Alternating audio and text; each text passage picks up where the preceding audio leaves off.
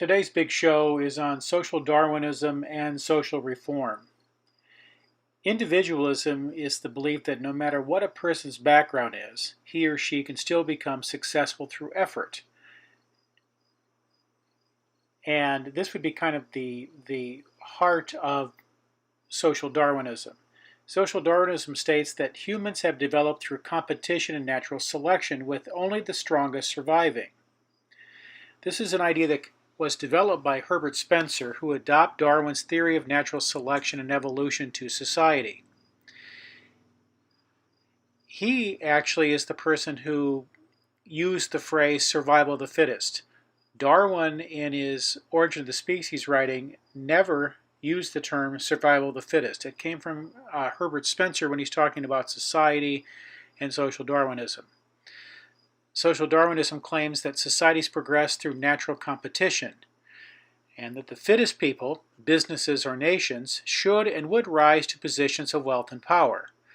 And by that logic, Jeff Bezos, pictured here, the head of Amazon, being one of the, if not the richest person in America, certainly must be one of the fittest, because he is so wealthy.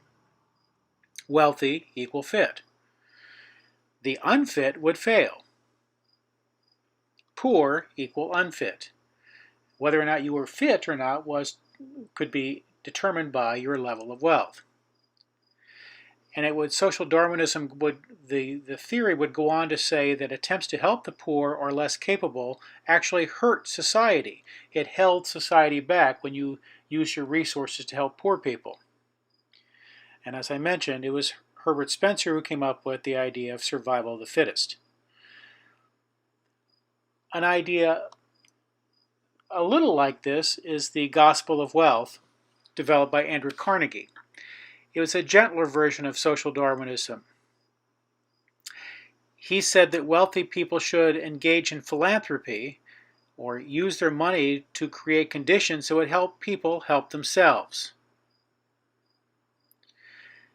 Now, a different version of this, and something going against the social Darwinism, was this idea of the social gospel.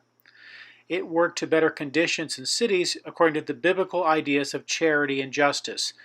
This is, think of it as a continuum with, on the far right side is social Darwinism, and moving towards the middle is the gospel of wealth, and then this is further left yet, the social gospel, based on charity and justice. And from that came the Salvation Army and the Young Men's Christian Association, otherwise known as the YMCA.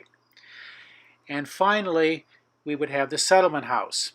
These were institutions located in poor neighborhoods that provided numerous community services such as medical care and child care, libraries, and classes in English.